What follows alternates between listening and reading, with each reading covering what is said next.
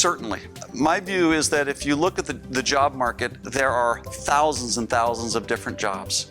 And some of those jobs will require more traditional university training to do those jobs. But increasingly, I think you'll have more jobs that are specialized, and there'll be specialized micro-credentials that will be relevant. So my sense is that for management and executive jobs, probably that college degree will remain a really important credential.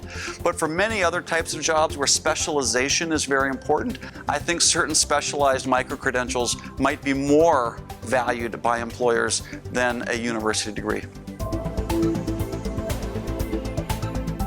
Well, I think it really depends on which courses you're looking at. So when we look at our degrees, which are 3-year programs, we have completion rates above 90%. In fact, right now it's above 95%. So when the student is very committed to what they're learning, they complete at very high rates. When we look at the completion rates among students who pay for a course to get that credential at the end of it, we see pretty high credential rates, about 50%. When you look at students who take a course for free, the completion rates are lower, but in many cases, the student is just trying it out. They're just checking to see if they want to take that course. It's a little bit like being on Amazon, where you'll browse different items. You don't buy everything that you research. Sometimes you'll put it in your cart, and sometimes you'll buy it later. But you're just sort of browsing and researching different ideas, and then later you might do that. And we see this with Coursera. People will try a course, leave it. Sometimes they'll come back to it, and sometimes they'll try a different course. I think artificial intelligence will have a different impact depending on what age the student is. So for younger students, a lot of what they need to learn is, to just be loved and touched and feel cared for by adults, and to learn how to play with their peers. So I don't think artificial intelligence is going to do much for that. I think that's just being with other humans and learning how to be collaborative and be social.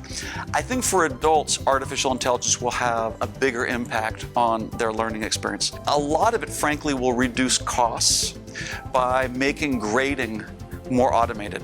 So one of the things that takes a lot of time for professors and TAs is to grade all of the assessments. And I think that machine learning will become very good, especially when you have millions and millions of learners. Machine learning will be very good at grading written, computer science, mathematics. Many courses will be able to be graded automatically, and that will really reduce the cost of offering it. I also think that when you are taking courses and you're going through that assessment, the rate at which you are presented with ideas, how challenging those ideas are, will be much more personalized to you based on machine learning. So if we know that 100 people really struggled on a certain question on a certain test, and we know that they had struggled with other questions before that, maybe the computer will say, well, let's not give them such a hard question right now. Let's give them a little bit easier question.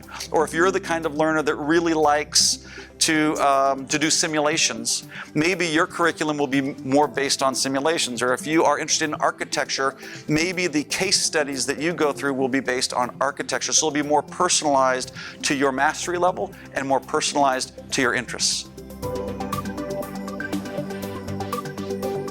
2049 is a long ways away. No one knows.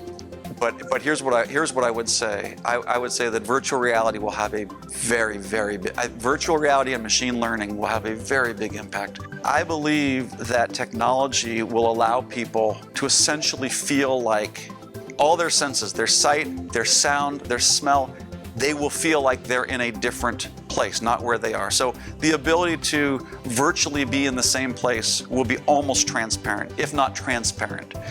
So anybody will be able to be in the same space at the same time collaborating. And the ability to work together will be extraordinary. Today we have Google Docs, but the ability to share information and collaborate on projects will be totally seamless. What I can't really predict is what role machine learning and artificial intelligence will play in the nature of the problems that humans try to solve.